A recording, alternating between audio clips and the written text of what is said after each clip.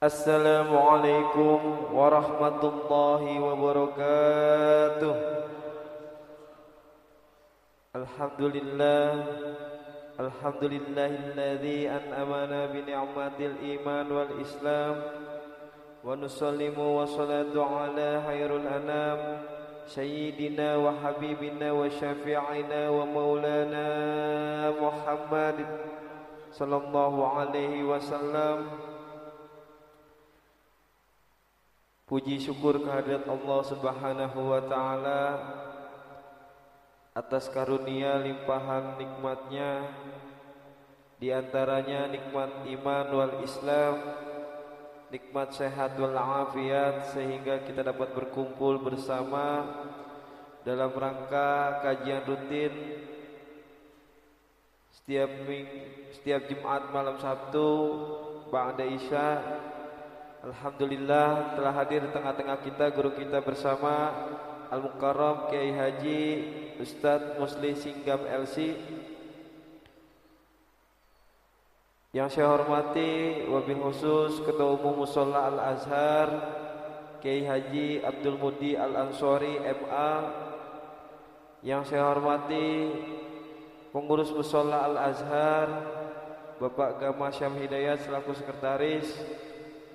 Dan yang saya hormati orang tua guru kami di lingkungan Bapak Haji Abbas Basari. Yang saya hormati Ketua RT 011 Sohibul Wilayah Bapak RT Wahyono. Dan yang saya hormati jemaah Majelis Talim Musholla Al-Azhar, para ustadz, para kiai, para ustazah, yang mohon maaf tidak saya sebutkan satu persatu, namun tidak mengurangi rasa hormat serta ta'zim saya. Marilah kita aturkan salawat, bertaburkan salam penghormatan kepada keharibaan junjungan kita Nabi besar Nabi Muhammad sallallahu alaihi wasallam beserta keluarga, para sahabatnya dan para pengikutnya yang setia, yang insyaallah karena kita bersalawat akan mendapatkan syafaat dari beliau. Amin amin ya rabbal alamin. Untuk mempersingkat waktu, kepada Al-Mukarram Kiai Haji Ustadz Musli Singgam LC, kepadanya waktu dan tempat kami persilahkan. Assalamualaikum warahmatullahi wabarakatuh. Allahumma salli ala sayyidina Muhammad.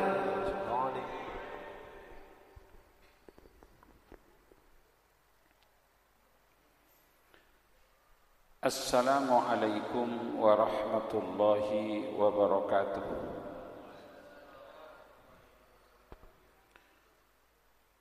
Alhamdulillahi Rabbil Alamin, wassalatu wassalamu ala sayyidil mursalin wa ala alihi wa ashabihi ajma'in, amma ba'du. Bapak Kiai Haji Abdul Muhdi Al-Ansori yang saya hormati, Ketua Musholla Al-Azhar, semua jajaran pengurus yang saya hormati, semua Bapak RT, Bapak RW kalau hadir, Bapak Wakil Lurah, alhamdulillah sehat. Ibu-ibu di dalam, alhamdulillah malam hari ini kita bisa berjumpa kembali dalam keadaan sehat walafiat. Salawat dan salam kita haturkan kehadirat Rasulullah sallallahu alaihi wasallam. Allahumma salli ala sayyidina Muhammadin wa ala alihi wa ashabihi ajmain. Para jemaah sekalian, malam hari ini saya membaca kitab Mukasyafatul Qulub Al-Muqarrib ila Hadrati Allamil Ghuyub. Artinya Mukasyafatul Qulub untuk membuka hati kita agar kita ini dekat dengan Allah Subhanahu wa ta'ala. Bab yang saya baca pada malam hari ini halaman 14, bab yang ketiga, Judulnya Fis Sabri wal Marad, dalam kesabaran dan sakit. Jadi sakit ini merupakan erat sekali dengan sabar. Ya. Kita pahami bahwa hidup di dunia ini adalah ujian. Alladzi khalaqal mauta wal hayata liyabluwakum ayyukum ahsanu amala. Allah yang menciptakan mati dan hidup tujuannya untuk menguji kita, menguji manusia mana yang paling baik amalnya. Itulah dunia. Ya Pak. Pada hakikatnya semuanya ujian. Sakit ujian, sehat ujian, kaya ujian, miskin ujian.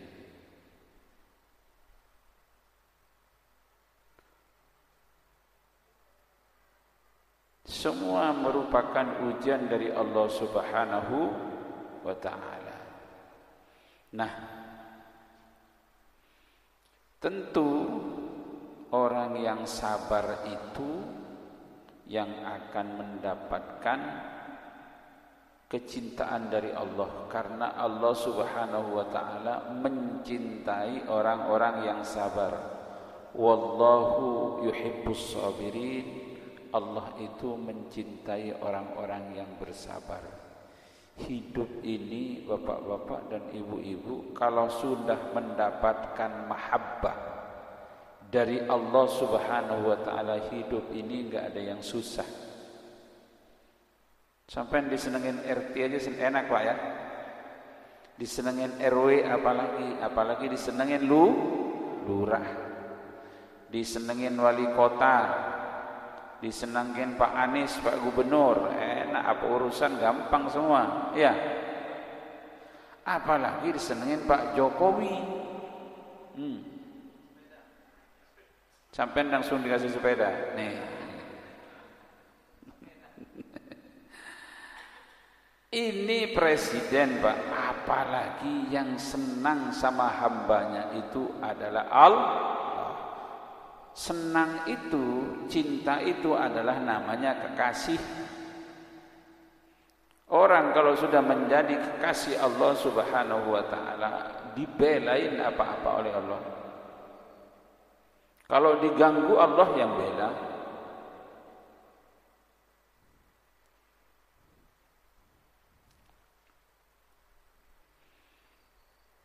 Baik, saya baca teksnya. Bismillahirrahmanirrahim. Fis sabri wal marad. Jadi judulnya sabar dan sakit.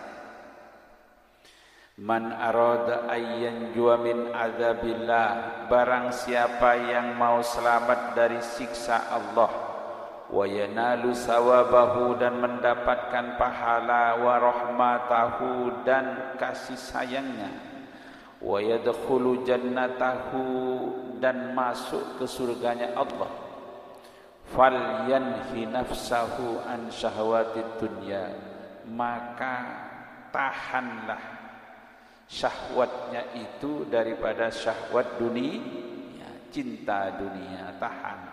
Boleh mencintai dunia itu manusiawi, tapi cintanya jangan melebihi cintanya sama Allah Subhanahu wa ta'ala. Memang di dalam hati kita ini Bapak ada sejuta rasa. Di antaranya rasa benci, rasa senang. Cinta sama keluarga itu wajar. Cinta sama istri manusiawi, memang begitu diciptakan oleh Allah. Cinta kepada harta manusiawi wajar. Semua cinta. Zuyyina lin-nasi hubbus syahawat minan nisa wal banin wal qanatiril muqantarah. Dihiasi untuk manusia itu cinta kepada apa? Nisa, kepada perempuan. Yang laki senang perempuan, perempuan memang senang laki-laki, itu fitrah, memang dijadikan seperti itu oleh Allah. Yang dilarang oleh Allah, laki-laki mencintai laki-laki, perempuan mencintai perempuan. Kalau cinta karena Allah, hubungan yang normal, artinya persahabatan karena Allah, cinta benci karena Allah, memang itu dianjurkan. Tapi kalau laki-laki nikah sama laki-laki, itu yang tidak diperbolehkan. Sekarang itu dikampanyekan oleh dunia, Pak, agar atas nama hak asasi manusia, pernikahan laki-laki sama laki-laki itu dilegalkan. Yang diprakarsi oleh Inggris, sehingga pelaksanaan, selamat datang Bapak Kiai, Fadhol. Ya. Sehingga pelaksanaan Piala Dunia nanti di Qatar ditekan agar menerima sponsor LGBT. Hebat Qatar itu, menolak Qatar itu. Alasan apapun menolak. Nah, inilah para jamaah sekalian. Kembali kepada materi. Memang manusia itu fitrah senang dunia. Coba sampean senang mana, dunia sama akhirat? Sekarang kita ini lebih cinta dunia atau akhirat?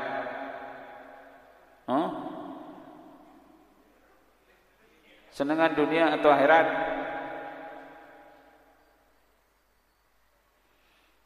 Agama Islam ini agama yang seimbang. Silahkan cinta dunia, silahkan cinta akhirat. Cinta akhirat terus juga enggak boleh. Sampean mojok di situ, motor tasbih, tak loh, enggak boleh juga. Harus cari dunia karena kita hidup di dunia. Kalau enggak, dunia ini enggak terbangun ini. Enggak ada yang nyumbang. Juga dunia terus, gak pernah ingat akhirat juga enggak boleh. Wabtaghi fima ataqallahu daral akhirah wala tansa nasibaka minad dunya.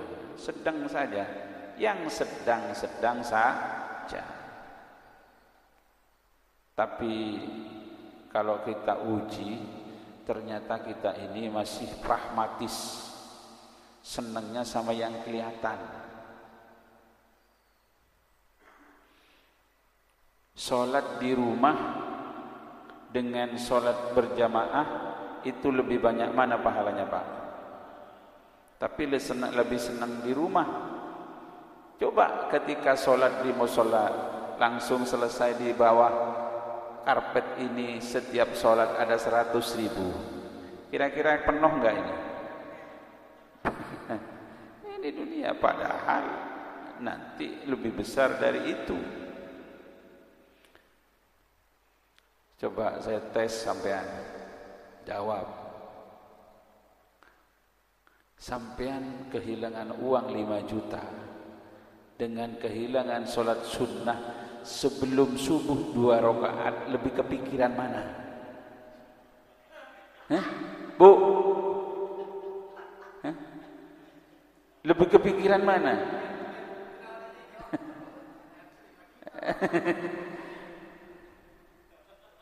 Jangankan sampean hilang, sampean uangnya sampean dipinjam sama temennya, janjinya seminggu, ternyata temennya itu tarsok sampai 5 bulan. Ribut terus dengan istri sampean. Pak, kan sudah saya kasih tahu, kalau dia jangan dikasih. Mang kenapa? Belut dia, Pak, belut, licin. Ribut terus. Coba gara-gara sampean ninggalin sholat tahajud, kira-kira ribut nggak? Nggak ribut. Itu memang manusiawi seperti itu. Kita ini senang yang kelihatan.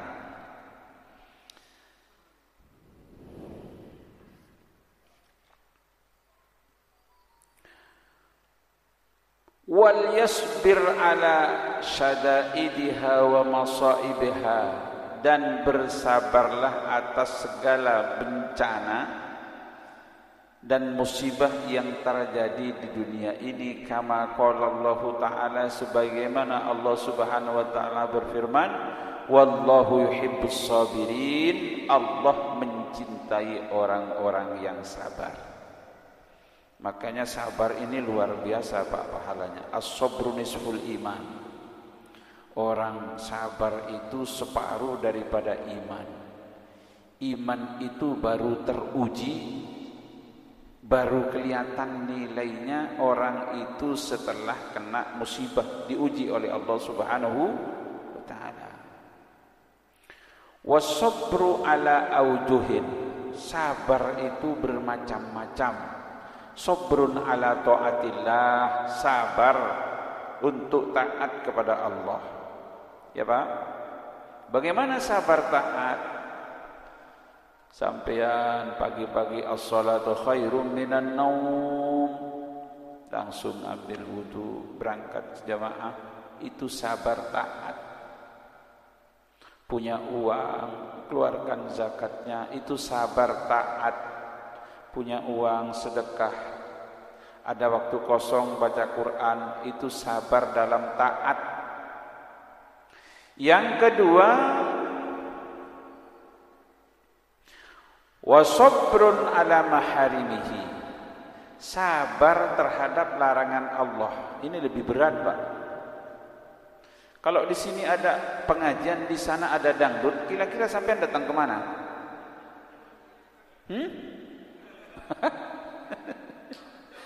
Ayo, ini sabar kepada yang taat atau sabar yang nonton dangdut?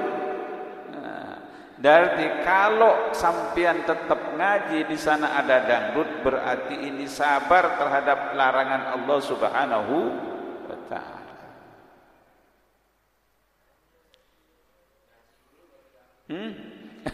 Ngaji dulu baru nonton dangdut. Ini sabar taat aja, sabar larangannya enggak mampu. Atau sampean ada di Medan sana sendiri, enggak ada orang yang tahu. Digoda oleh perempuan sampean, bang. Sampean kalau sabar terhadap larangan Allah, nggak mau digoda. Abang punya istri. Jangan kalau nggak sabar, mumpung nggak ada yang tahu. Ini semuanya sabar terhadap larangan Allah Subhanahu wa taala. Wa sabrun 'alal ma'siyah, sabar terhadap melakukan maksiat. Diajak oleh temannya, sabar, nahan. Ayo, mana? Biasalah malam minggu joget dulu. Jangan kamu di dalam rumah melulu. Sabar terhadap maksiat semacam ini. Dan yang terakhir, as-sadmatil wa inda sadmatil ula, sabar ketika terjadi musibah yang pertama.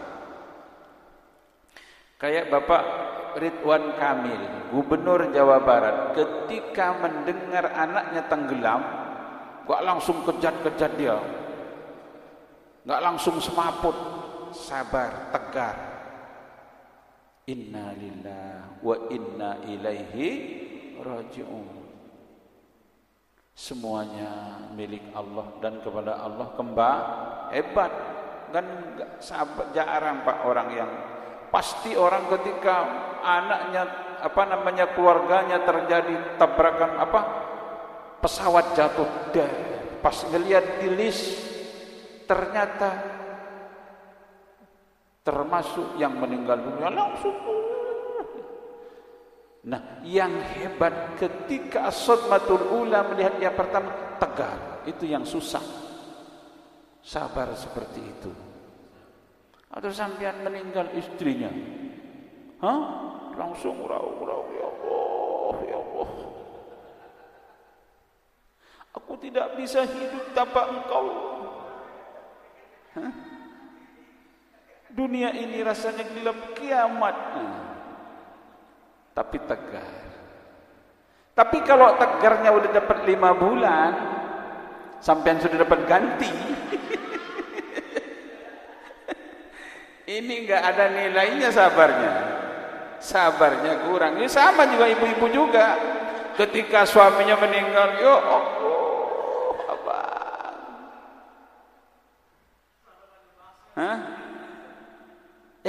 Dapat sebulan. Pak siapa ini? Pak Gunawan datang. Kata Pak Gunawan, ini nomor HP saya.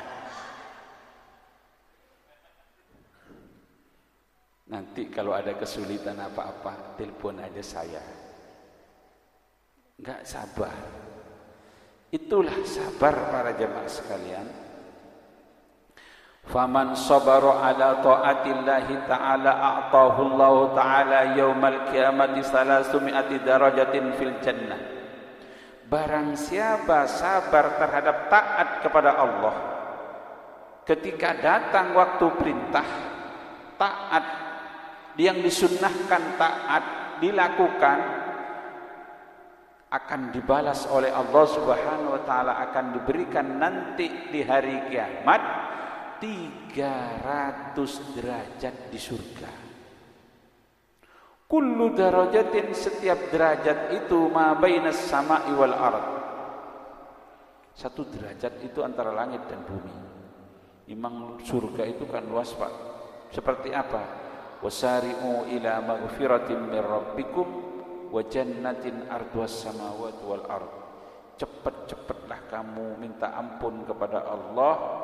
Yang disediakan oleh Allah surga itu 7 lapis luasnya, 7 lapis langit, 7 lapis bumi. Orang yang sabar terhadap taat itu dikasih 300 kali lipat.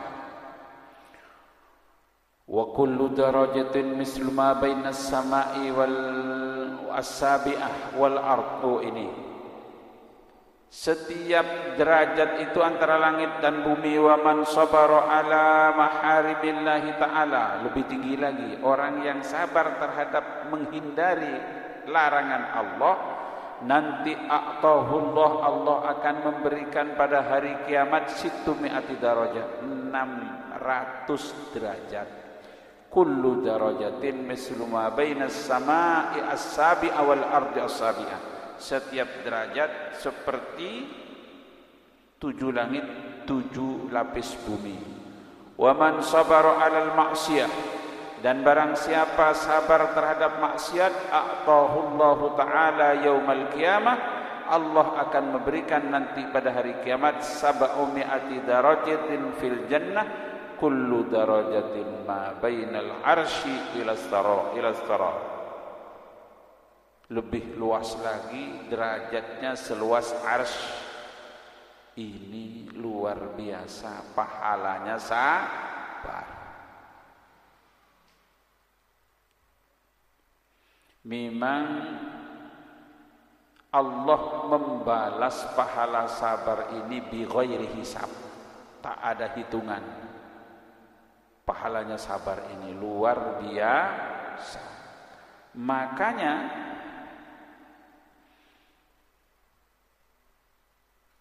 ujian ini para jemaah sekalian, hidup ini diuji dengan sehat, diuji dengan sakit, diuji dengan kaya, diuji dengan miskin. Saya katakan semuanya itu pada hakikatnya ujian. Tapi pada hakikatnya Allah ketika menguji hambanya itu tidak ada kecuali niat, maunya Allah itu adalah kebaikan untuk hambanya. Karena Allah Subhanahu wa taala sudah mengikrarkan diri, Allah itu mengharamkan kepada dirinya kezaliman. Jangan pernah mengalamatkan sesuatu yang tidak baik kepada Allah. Ya ibadi, kata Allah dalam hadis qudsinya. Hadis qudsi ini Pak, firman Allah yang tidak ada di dalam Al-Quran. Kata Allah, ya ibadi, wahai hamba-hambaku, inni haramtu dzulma ala nafsi. Sesungguhnya aku ini mengharamkan zalim itu kepada diriku. Fala tadzalamu, maka jangan sekali-kali saling berbuat zalim. Jadi semua Allah niatnya baik. Sampai sakit pun yang diberikan kepada hambanya itu adalah merupakan dikehendaki baik oleh Allah. Rasul bersabda, "Idza aradallahu ta'ala min abdihi khairan ajjala iqabahu fid dunya."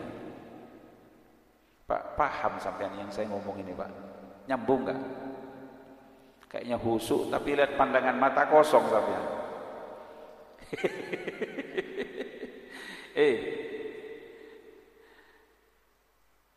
Idza aradallahu bi 'abdihi khairan ajjala iqabahu fid dunya. Kalau Allah Subhanahu wa taala menginginkan kebaikan dari hambanya, hambanya itu menjadi baik, menjadi ahli surga, ajjala iqabahu fid dunya, maka siksaan kepada hambanya itu diberikan di dunia berupa sakit, ya kan?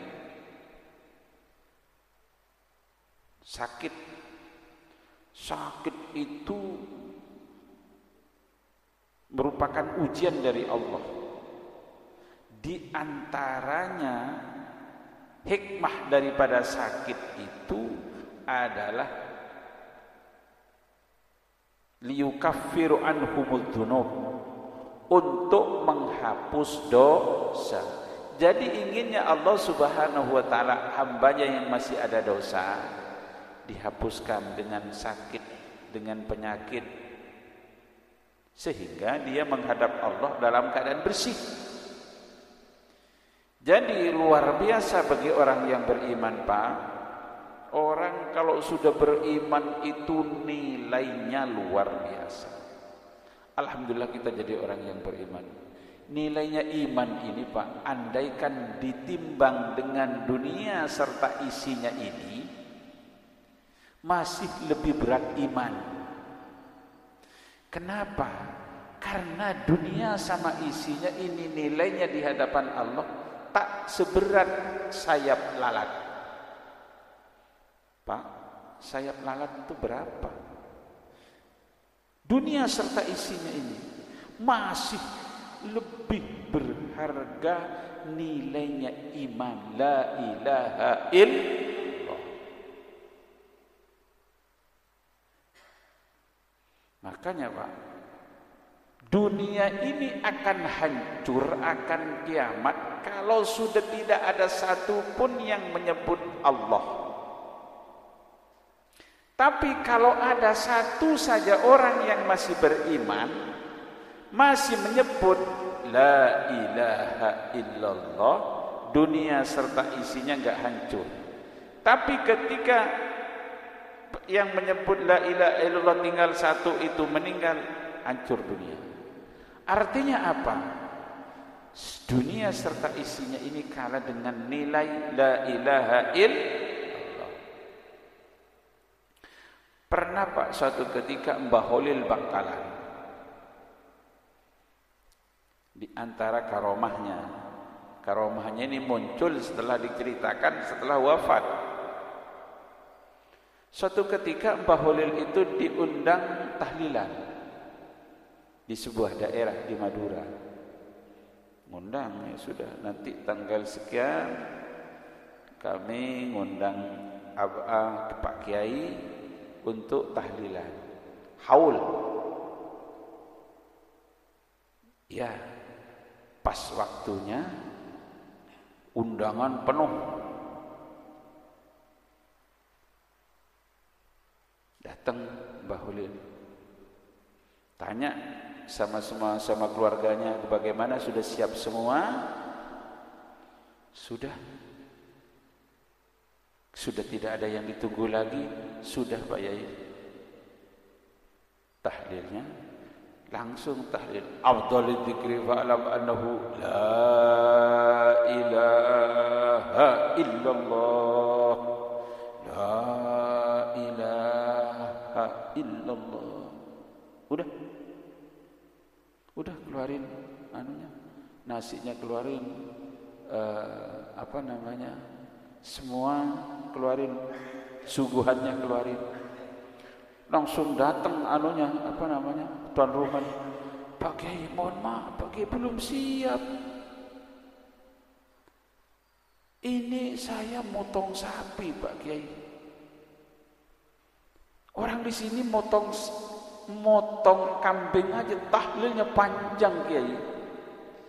Ini kok motong sapi, tahlil cuma la ilaha illallah, selesai. Oh begitu di sini, katanya Mbah Holil. Begini aja, kamu masih punya sapi lagi enggak? Ada, Kiai. Keluarin sapinya. Dipakai dulu di kampung itu, Pak, ada tabing itu ya. Tabing itu adalah yang dijadikan tembok yang dianyam dari bambu yang keker itu. Ambil itu, timbang. Mbah Holil nulis bihaqqi la ilaha illallah, ditulis, dipelintir, naikkan sapinya, timbang sama ini. Ternyata sapi dengan tulisan Mbah Holil la ilaha illallah beratan la ilaha illallah itu, katanya Mbah Holil. Udah, sapi kamu saya ambil, anterin ke rumah. Kata tuan rumahnya, ini Kiai ngundang Kiai sudah tahlilnya la ilaha illallah sekali, sapi 2 lenyap. Itulah nilai Mbah Holil ingin menunjukkan nilai la ilaha illallah. Sekarang enggak ada Kiai yang bisa nulis lebih berat dari sapi. Enggak ada, jarang. Ada, masih ada, Pak, pasti ada. Mesti ada. Pernah sekali Mbah Holil, ada orang lumpuh. Kalau sekarang mungkin stroke, kalau sekarang ya. Berobat ke tabib di mana-mana enggak sembuh-sembuh. Enggak bisa. Zaman dulu, zaman Belanda. Akhirnya ada yang menganjurkan supaya berobat ke Mbah Holil. Dipikul, Pak. Duduk di kursi tempat duduk begitu, dipikul ke Mbah Holil. Pas masuk ke halaman rumahnya Mbah Holil di Bangkalan, Mbah Holil langsung bawa pedang. Yang lumpuh itu mau dibacok, langsung lompat lari. Beri sembuh. Sampean baca, buka di Google, Karomah Mbah Holil Bangkalan. Langsung hunus pedang, langsung mau dibacok, lompat lari. Jadi enggak sempat ngomong, Pak Kiai saya mau berobat, mau apa, enggak, udah langsung lari aja, udah sehat. Itu Kiai dulu, beda dengan sekarang. Kalau Ustadz sekarang nulis la ilaha illallah 2 ton baru.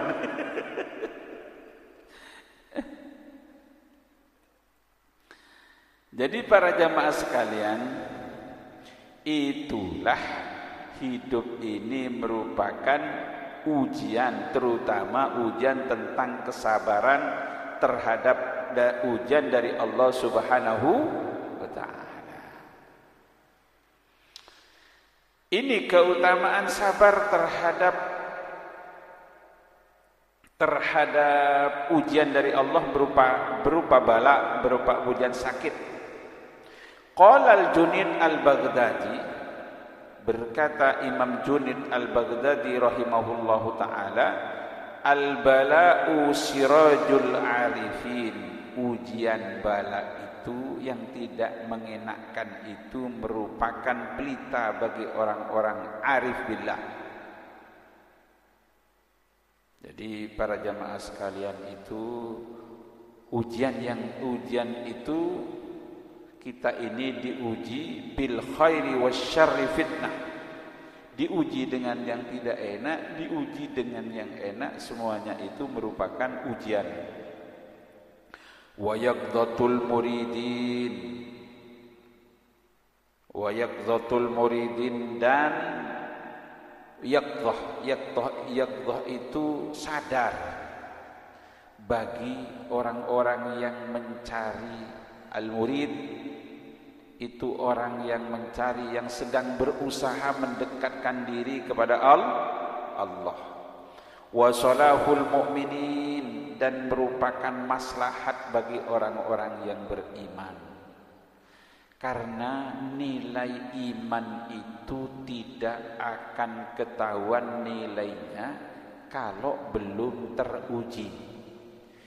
Nilainya emas atau loyang itu belum ketahuan setelah ketahuannya setelah diuji. Makanya hidup kita berkeluarga, kesetiaan, kecintaan itu setelah diuji baru kelihatan, ya kan? Kalau belum diuji enak-enak aja, abang sayang selama ada uang. Kalau ada uang nggak ada, abang ditendang. Itu berarti belum teruji. Wa halakul ghafilin, dan merupakan kecelakaan bagi orang yang selalu lupa dengan Allah. La yajidu ahadun halawatal iman, seseorang itu tidak akan merasakan manisnya iman hatta ya'tihil bala, sehingga diuji oleh Allah Subhanahu wa taala, wa yarda wa yasbir, dan dia ridha dan sabar terhadap ujian dari Allah.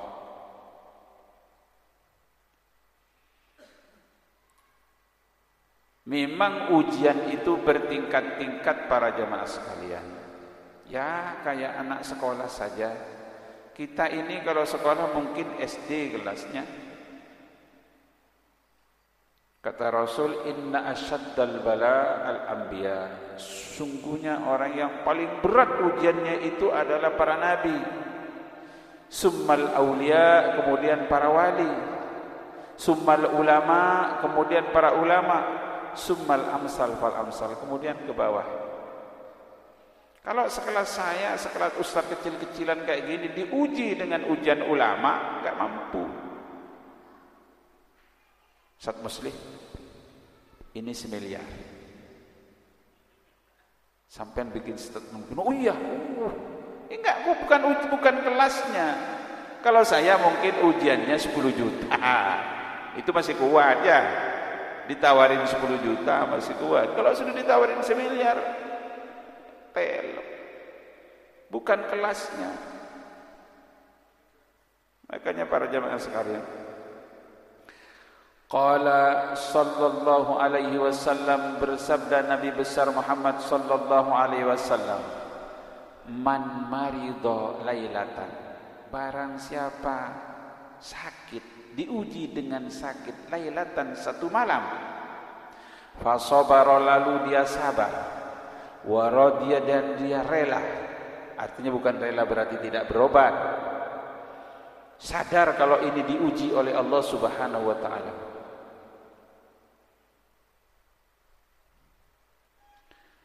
wa radiya 'anillahi subhanahu wa ta'ala, dan dia ridho bahwa semua itu, sadar kalau itu diuji, kharaja min dunubihi kayaumin waladathu ummuh, dia akan digugurkan dosa-dosanya seperti orang yang lahir dari rahim ibunya tanpa dosa. Itu Pak, sabar.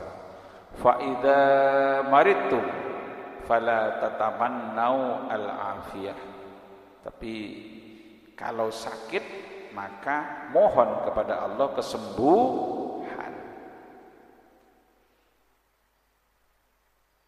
Itu pertama, bahwa sakit itu tujuannya adalah untuk menghapus dosa. Yang kedua, agar kita ini kalau sakit itu merasa tahu nilainya sehat. Ya Pak,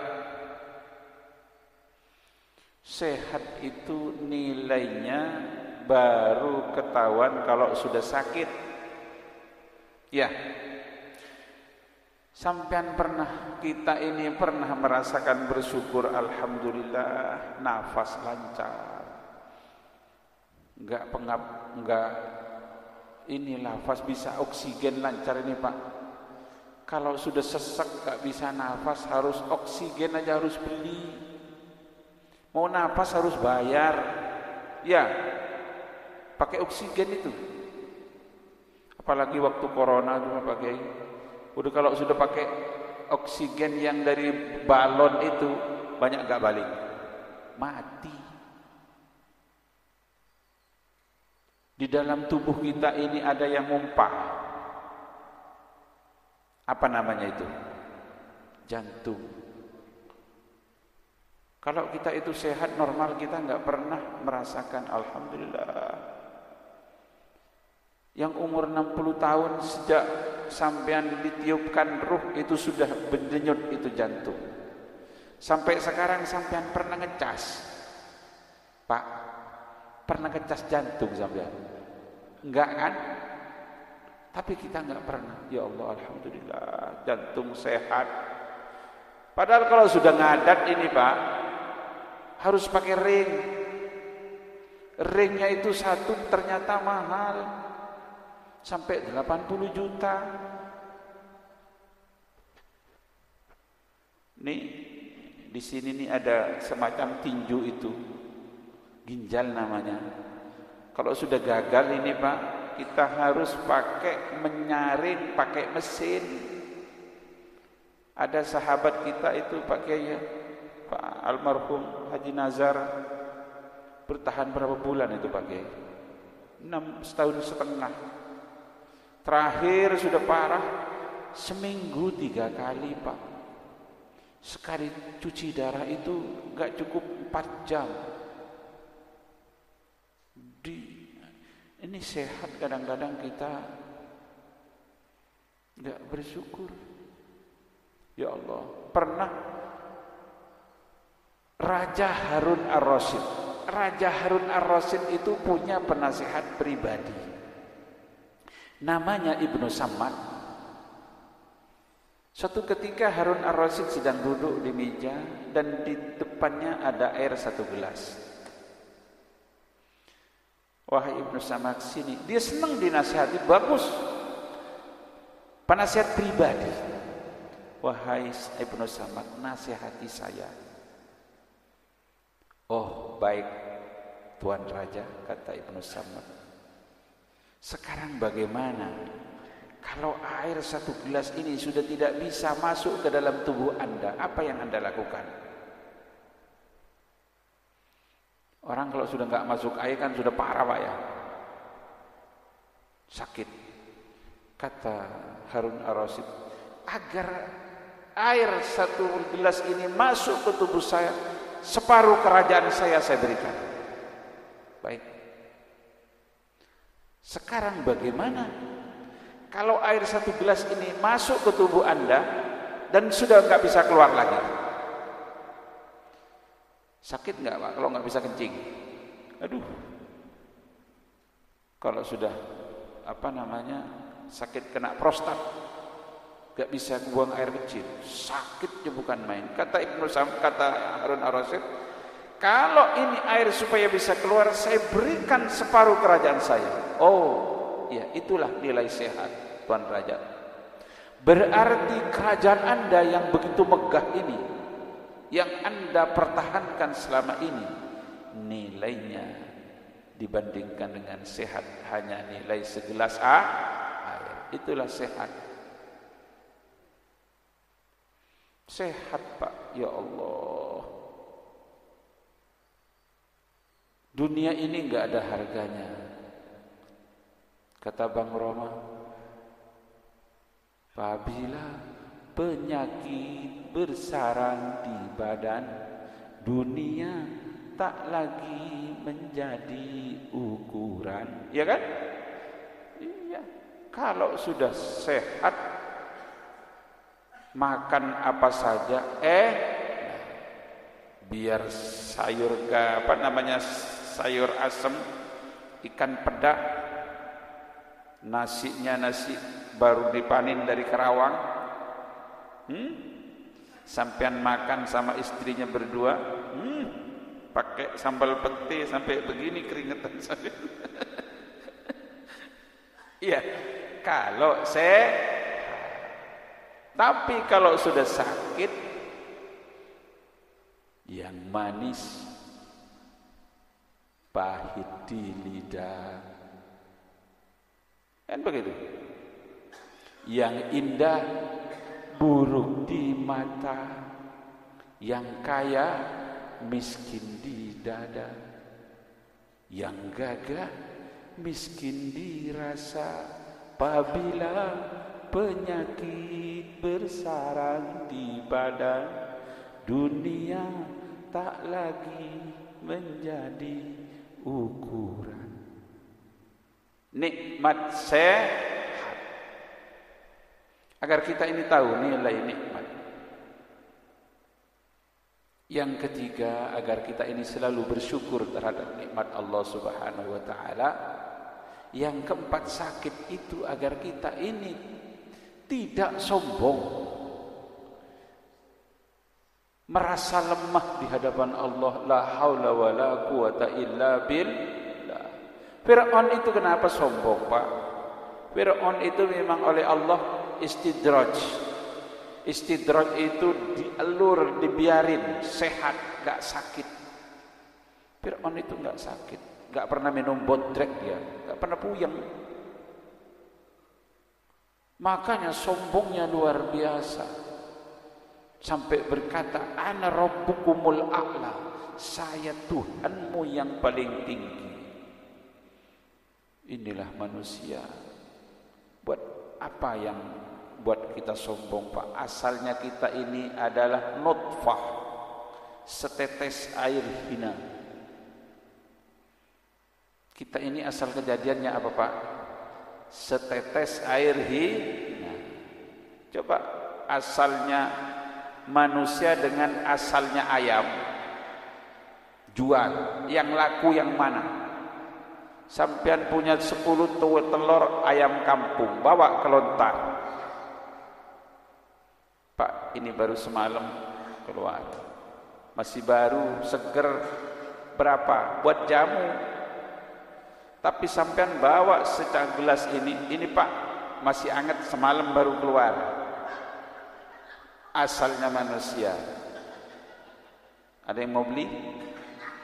Tapi kenapa setelah tegar gagah jadi manusia sombong?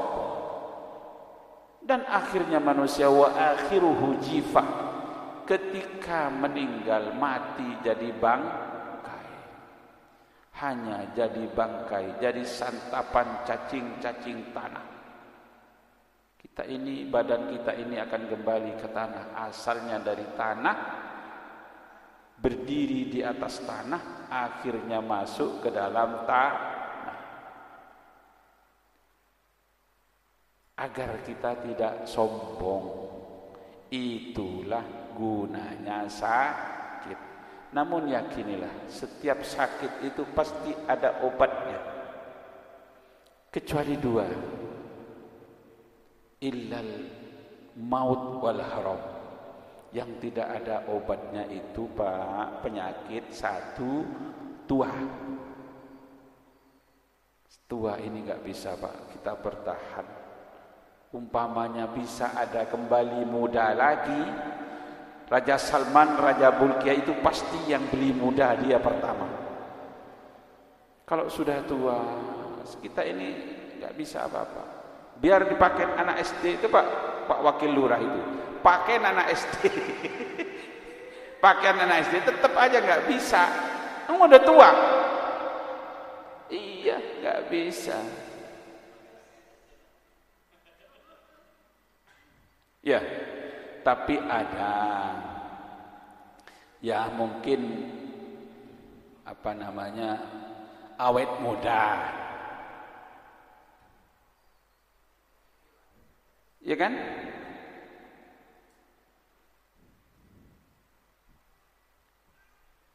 Kata Bang Roma itu, siapa yang ingin awet muda?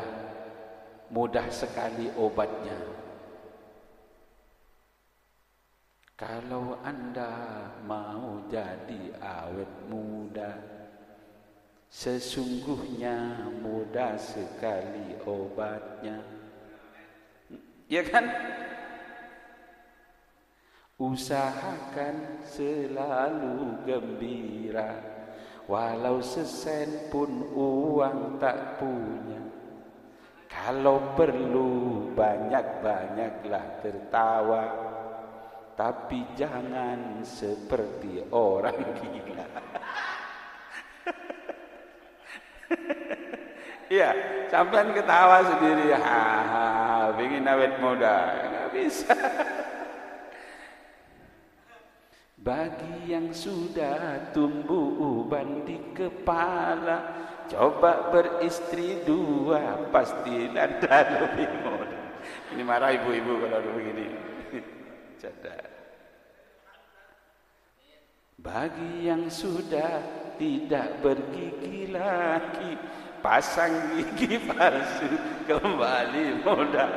Ini muda yang ompong.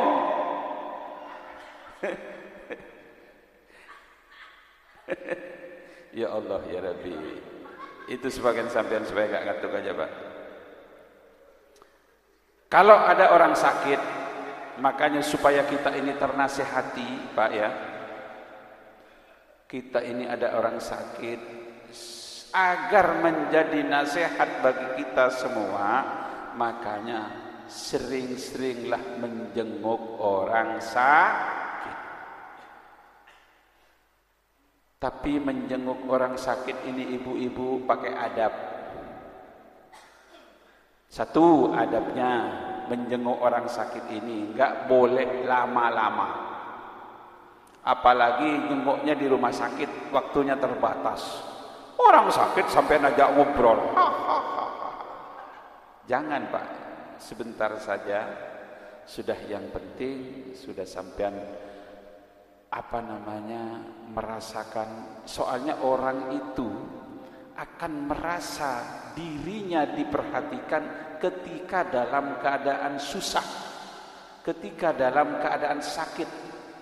Makanya kita kata Imam Ali, saya akan menghitung sahabat-sahabat saya yang datang ketika saya susah. Kalau ada orang sakit sampai datang, oh itu dia sahabat saya. Kalau mencari sahabat di meja makan banyak, tapi ketika susah. Makanya orang sakit itu kalau didatangi luar biasa senangnya. Tapi kadang-kadang kita ini kalau orang kaya sakit, buru-buru datang. Ya. Wah ini, wah itu. Kalau ternyata nggak sempat ketemu, malu. Mohon maaf, saya nggak bisa waktu itu, nggak bisa karena saya pulang kampung. Ini alasan macam-macam. Kalau orang kaya, kalau orang miskin sakit, udah nggak dijenguk, dimarahin, udah stroke begini. Kamu udah tahu kamu sekaya darah tinggi, makan sate 30, untung nggak mampus kamu. Udah begitu masih dimarahin, udah nggak disamperin. Begitu kan? Nah, itu adabnya orang. Kedua, adabnya orang menjenguk orang sakit ini, doakan. Pegang. Minimal sampean sudahlah baca Fatihah, doain sembuh. Pegang tubuhnya yang sakit. Tapi kalau laki-laki sama laki-laki, sampean nanti kalau yang disamperin perempuan pegang, pura-pura disuwuk. Doakan. Yang ketiga, berikan harapan orang sakit itu, semangat hidup. Wah, setiap penyakit itu pasti ada obatnya. Insya Allah sehat, sembuh. Sehat. Jangan sampai jenguk orang sakit, pegang kakinya udah bengkak. Wah, ini udah bengkak kakinya. Tetangga saya kemarin cuma bertahan 3 hari. Sampai senyum jenguk orang sakit malah tambah sakit. Tipis. Jadi itulah para jemaah sekalian, menjenguk orang sakit besar sekali pahalanya. Saya kira ini yang saya sampaikan pada malam hari ini. Pelajaran yang kita dapat petik, yang pertama, sabar itu luar biasa nilainya. Ukuran iman itu adalah sabar. Ketika diuji dengan kesulitan, diuji dengan kesakitan, itu adalah bersabar. Yang kedua, saya simpulkan bahwa sakit itu Allah Subhanahu wa ta'ala ingin mensucikan hambanya dengan sakit. Satu, orang sakit itu dibersihkan dosanya. Yang kedua, agar manusia itu tahu nilainya sehat, menghargai nilainya sehat. Yang ketiga, agar selalu bersyukur terhadap nikmat sehat kepada Allah Subhanahu wa ta'ala. Yang keempat, jangan sampai sombong manusia itu karena merasa lemah, merasa lunglai, merasa tidak ada daya dan upaya. La haula wala quwata illa billahil aliyil. Ada pertanyaan? Persilakan kalau ada pertanyaan. Cukup semua? Cukup para jamaah sekalian. Mari kita tutup dengan bersama-sama membaca Al-Fatihah. A'udzubillahi minasyaitonirrajim. Bismillahirrahmanirrahim. Alhamdulillahirabbil alamin arrahmanir rahim maliki yaumiddin. Iyyaka na'budu wa iyyaka nasta'in. Ihdinas siratal mustaqim. Siratal ladzina an'amta 'alaihim ghairil maghdubi 'alaihim waladdallin. Allahumma shalli 'ala sayidina Muhammad wa 'ala ali sayidina Muhammad. Allahumma ij'al jam'ana hadza jam'an marhuma wa tafarruqana min ba'di tafarruqan ma'suma wa la taj'alna syaqiyan wa la mahruma. Allahumma ya alim ya khabir ya makin ya hadi 'alamal ghuyub ikti hajatana bi rahmatika ya arhamar rahimin. Rabbana atina fid dunya hasanah wa fil akhirati hasanah wa qina adzabannar. Subhana rabbika rabbil izzati amma yasifun wa salamun alal mursalin walhamdulillahi rabbil alamin. Assalamualaikum warahmatullahi wabarakatuh. Demikianlah tausiah malam hari ini. Terima kasih kepada guru besar kita Bapak Ustadz Muhammad Musli Sigam LC yang telah memberikan sedikit tausiahnya kepada kita semua. Semoga apa yang kita lakukan pada malam hari ini, apa yang kita dengarkan dari Ustadz kita bisa memberikan manfaat bagi kita semua. Akhir kata, wabillahi taufiq wal hidayah. Wassalamualaikum warahmatullahi wabarakatuh.